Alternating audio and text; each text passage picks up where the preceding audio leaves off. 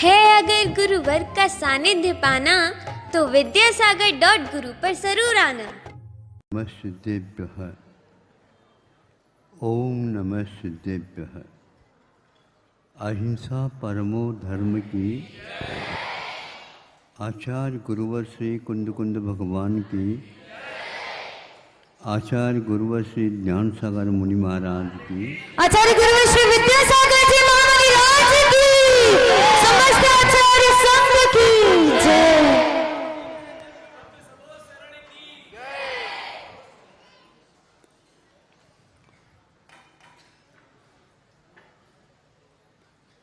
यह आपको ज्ञात होगा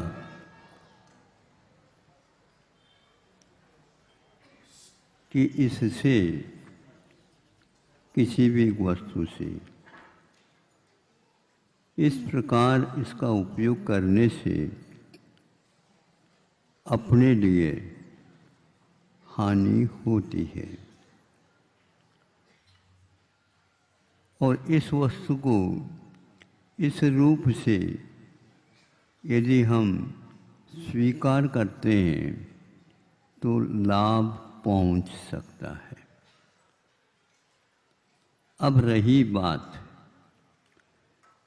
जिसका उपयोग हमें विधिवत करना था, हमारा द्रव्य, हमारा वह क्षेत्र, हमारा वह काल योग्य है क्या नहीं, यह भी बोध अपेक्षित है।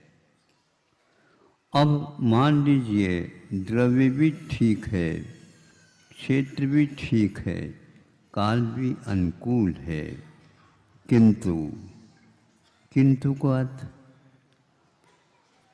दूसरा एक महत्वपूर्ण और है।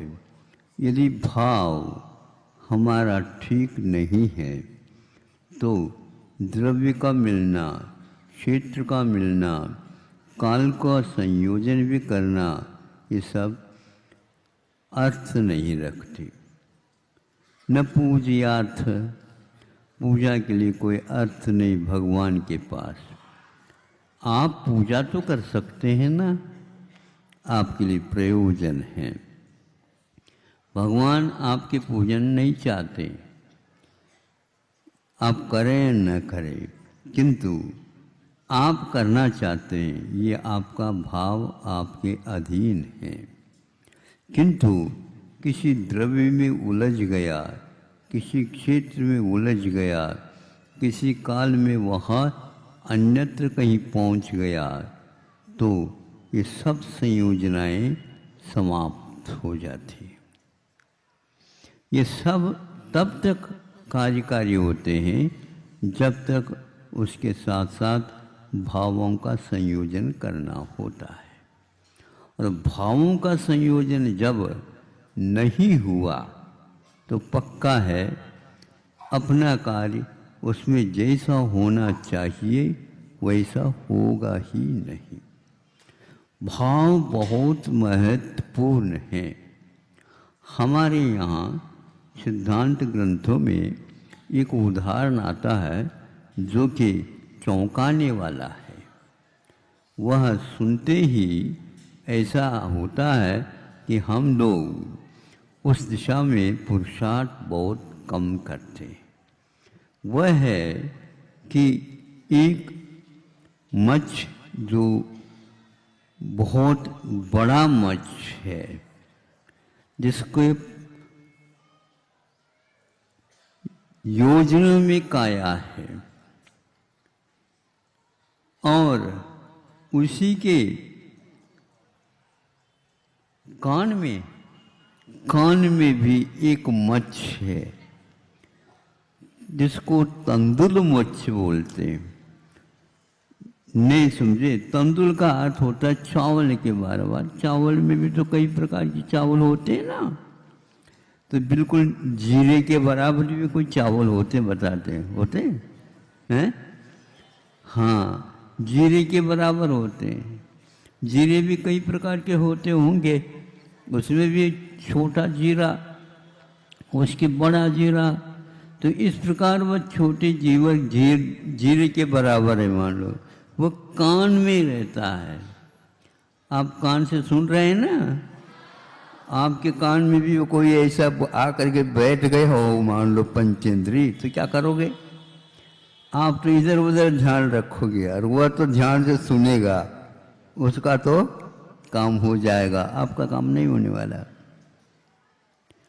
अब इन दोनों के पास क्षमता, यदि मान लो भाव बुरे करते हैं तो सप्तम पृथ्वी तक पहुंच सकते हैं। सप्तम पृथ्वी के लिए आज आप लोगों में कोई किसी के पास क्षमता नहीं तो जा सके। ऐसे क्रूर भाव, ऐसे माया भाव, लोभ भाव, क्रोध आदि आदि यहाँ के जीव नहीं कर सकते, क्योंकि उसके लिए भी वज्र वृषभ नाराज संघन चाहिए और कषायों का भी मेल चाहिए, तब हो सकता। तो जो बड़ा मत्स्य है वह दीर्घ संघन वाला है, तो तंदुल के बराबर जो मत्स्य है उसके पास भी दीर्घ संघन रहता है। वह खाने के लिए, पीने के लिए, जैसे बड़ा मत्स्य जो है मछलियों को निगल जाता साबुत, वैसे वह नहीं कर सकता, किंतु वहीं पर बैठे बैठे उसी के कान का मल खा करके अपना जीवन यापन करने वाला और अपने उस मल के माध्यम से हड्डियों को मजबूत बनाने वाला, कैल्शियम इकट्ठा करता वो भी, तो ये भी इकट्ठा करता। दोनों के शरीर की संरचना पुष्ट होती चली जाती है। ध्यान रखो, उसके पास भी दीर्घ संघनन है, तो वह भावों में केवल तीव्रता कर लेता है। यह द्रव्य क्षेत्र काल की अपेक्षा से कर लेता है और वह भावों की अपेक्षा से करता है। उसके बाद द्रव्य भी जगन्य है, क्षेत्र भी अनुकूल नहीं और काल भी नहीं उसका, लेकिन काल भाव के अनुरूप काल जम जाता है और उसने भी सप्तम पृथ्वी जाने की तैयारी के साधन जुटा लेता है। बड़ा भी गया सप्तम पृथ्वी में और वह तंदुल मत्स्य भी गया सप्तम पृथ्वी में। पाप किसने किया था बताओ? बड़े ने तो किया था, लेकिन पाप के भाव तंदुल मत्स्य ने भी किए थे।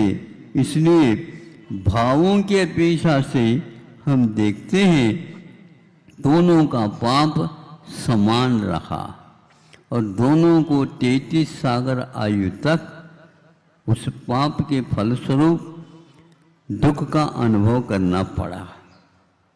अब चलिए वहीं पर उन दोनों के पास अच्छाई के बारे में क्या है, तो लिखा है कि दोनों पंचम गुणस्थानवर्ती हो सकते हैं, हो गए। उसके लिए श्रावक का व्रत आवश्यक होता।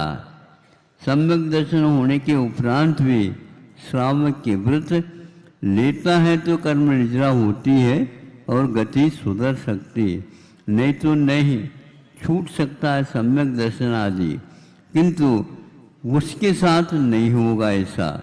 तो वहाँ दोनों अच्छे काम कर जाते हैं। अब अच्छे कैसे? इतने जो पाप करने की क्षमता वाले कहाँ से पुण्य लाएंगे? उन्होंने ये कहा किसी के उपदेश के बिना भी अपने परिणामों को द्रव्य क्षेत्र काल भाव के अनुसार उज्ज्वल बना लेते हैं। योग्य फलस्वरूप पंचम गुण स्थान के योग्य संयम वो धारण कर लेते हैं। और दोनों यह भावों की अपेक्षा और वह द्रव्य व्रत की अपेक्षा से 16 स्वर्ग से पहुंच जाते हैं। कौन सा? 16 स्वर्ग बहुत लंबा चौड़ा है, बहुत ऊंचा जाना पड़ेगा। आज के कोई भी वाहन नहीं जो विमान वहाँ पर ले जाकर के आपको रख दे, किंतु पंचम गुण स्थानवर्ती होता है तो वहाँ तक जा सकता। उसके साथ भी योग्यता भावों के साथ अपने शरीर संरचना की भी आवश्यकता है। अब समझ लो, जिन्होंने हिंसा की नहीं, हिंसा के भाव किए, और एक ने हिंसा के भाव के साथ हिंसा भी की है, दोनों को फल एक मिलेगा। एक ने किसी के ऊपर गोली चला दी और एक ने गोली चलाने की भाव कर दी, दोनों एक बार, दोनों को भी बंद कर दिया जाता है। कर्म एक ऐसा न्याय प्रदायक है जो किसी के प्रति पक्षपात नहीं करता। हाथ जोड़ करके उसके सामने खड़े हो जाए, हमारी प्रार्थना मंजूर हो जाए, ऐसे नहीं होगी। सुन रहे हो बच्चों? अध्ययन करो, अध्ययन। ऐसा नहीं आप कह दो शिक्षिका को कृपांक तो दे ही दो, नहीं समझे, आपकी बड़ी कृपा होगी, 12वीं कक्षा से पार हो करके हम जा रहे हैं। उत्साह के साथ जाओ, क्योंकि आपके लिए मिल चुका। अब मांगते क्यों? बिना मांगे भी उनको नंबर तो, अंक तो देने ही होंगे, नहीं है तो आप दोबारा ये प्रार्थना कर सकते हैं, आप हमारे परीक्षा पत्र को दोबारा जांचिए। हमारा आत्मविश्वास कहता है इसमें इतने नंबर मिलना ही चाहिए और हम लेंगे, अधिकार है हमारा, क्योंकि हमारे पास लिखा हुआ है। हाँ, तो जब जांच कर दिया जाता है तो नंबर पक्षपात के कारण कम दिए गए थे। अब पक्षपात क्या होता आप ही देख लो, बहुत कठिन होता, इसलिए वह नंबर है किंतु उसे दिया नहीं था, लिया जा सकता, लेकिन डांट टपट के कारण कभी कभी मान लो वह दे भी सकता ज़्यादा, वो भी अन्याय है। क्योंकि दूसरे के नंबर मान लो कम हो गए तो वह प्रथम श्रेणी में नहीं आ सकेगा। उसका विश्वास था उसको कि मैं तो अवश्य ही प्रथम श्रेणी में आऊँगा, लेकिन आप लोगों ने धमकी दे करके नंबर ज़्यादा ले लिए और करुणा आ गई उनको, वो डर गया होगा, नंबर दे दिया। इस प्रकार आप दीनहीन हो करके दया करा करके लोगे तो भी वह उपयुक्त नहीं माना जाता। मन में तो ये बना रहता है कि हमने वस्तुतः मेहनत की कमाई नहीं की। मेहनत के माध्यम से जो होता है वो अपने आप में बहुत आत्मविश्वास को और दृढ़ बनाना होता है। आप लोग मनुष्य हैं, वह तिरंचों से भी, मगरमच्छ और तेंदुलमच्छ की से भी बहुत कुछ आगे पुरुषार्थ कर सकते हैं, लेकिन द्रव्य क्षेत्र काल के साथ भावों को संभालना भी बहुत कठिन होता है। महाराज आप कहते तो हैं लेकिन बहुत कठिन होता है, तो कौन कहता है कि आसान होता है? अरे सरल इसलिए है कि हम यदि ठान लें तो कर सकते हैं, किंतु अभिमान के साथ ठानियो नहीं। अभिमान के साथ करेंगे तो कषाय होगा। इसलिए एक लेख मिला अपने को, प्रज्ञापराध, उसके लेखक वरिष्ठ चिकित्सक है। सुन रहे हैं आप लोग? हाँ, हमारे ऊपर विश्वास कम हो सकता है जिनको, हाँ सुनो तो अभी पूर्ण तो करने दो वाक्य, ये तो गड़बड़ है, ये जल्दी जल्दी लिखोगे तो नंबर नहीं मिलेंगे। सुन करके फिर बाद में उत्तर दो। हम ये कह रहे थे कि कोई भी व्यक्ति वह सफलता पाता है केवल एक निमित्त से नहीं, किंतु उसके भावों के अनुसार होता है। तो भाव बहुत महत्वपूर्ण होते हैं, दोनों तरफ से भाव अपने लिए होना आवश्यक होता है। दोनों तरफ का अर्थ यह है कि हम द्रव्य क्षेत्र काल की अपेक्षा से भी रखें और भावों की अपेक्षा से भी रखें। ऐसे भाव बनाइए जिसके द्वारा वह मांगे बिना भी मिल सकता। वो कह रहे हैं कि प्रज्ञापाद के लेखक, अपराध के लेखक, कि मैं एक वरिष्ठ चिकित्सक हूँ। इस लेख का लेखक वरिष्ठ चिकित्सक हैं और दिल्ली में जो चिकित्सा के जो एक स्थान बना हुआ है उसके भी वे अध्यक्ष हैं। मतलब दोनों तरफ से उन्होंने आपको जताया कि प्रज्ञापराध क्या होता है।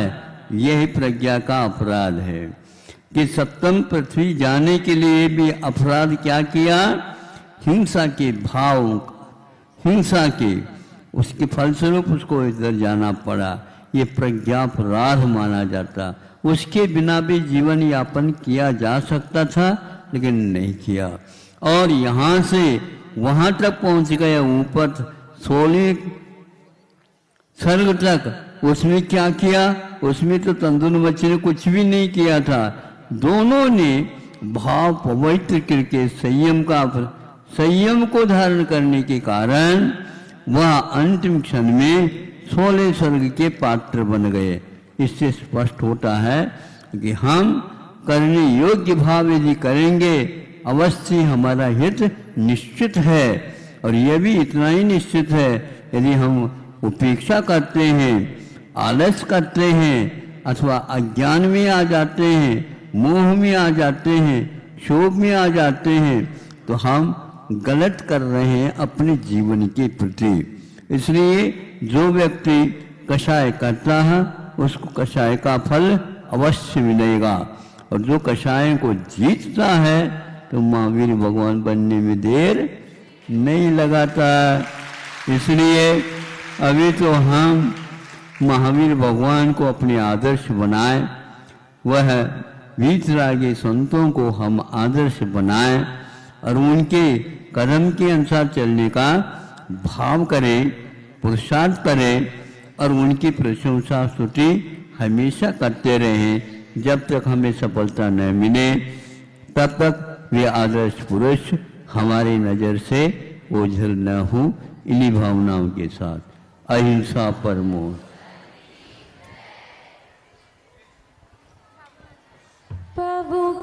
है अगर गुरुवर का सानिध्य पाना तो विद्यासागर.गुरु पर जरूर आना।